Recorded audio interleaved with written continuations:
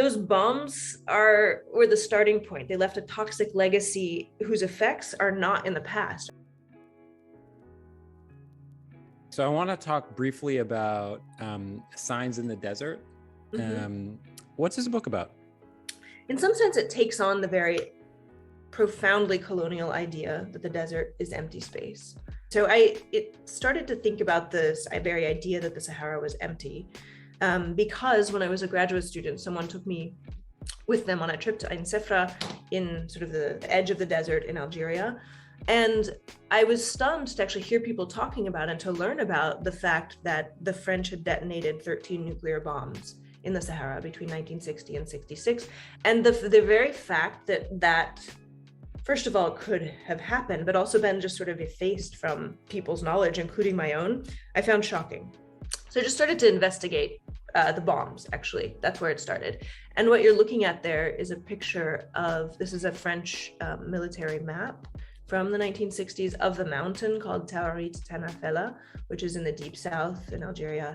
And those 13 points are the points where they detonated 13 nuclear bombs between 60 and 66.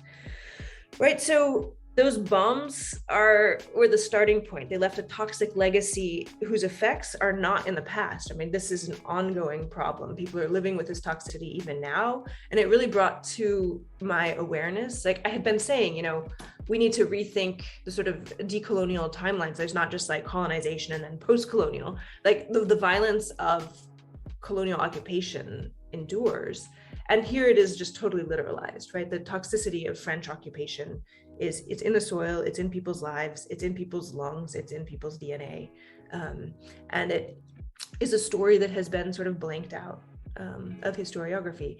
The book itself is a work in progress. I'm writing it this year, but each chapter sort of investigates and pushes back on the idea that the desert is empty, because that very idea was sort of the heart of the colonial project.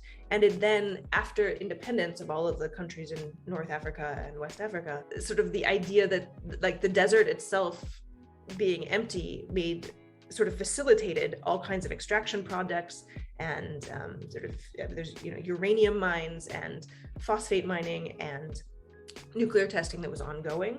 So I sort of lay out that history and then look at aesthetic works that help to expose and make visible or make palpable the effects of those histories. In the news, just last year, there's like this red dust from the Sahara that falls in Europe, right? Every once in a while. And there were these photographs of the red dust falling in Jura in the mountains in France. And the scientists were like, oh, it's radioactive, right? So there's radioactive dust falling in Europe, sort of the return of the colonial repressed. And if you ask people like, why is it radioactive? And there's this incredible, and that's why, because of this history. Before the French moved their stuff to the islands in the South Pacific, they were bombing in the Algerian Sahara.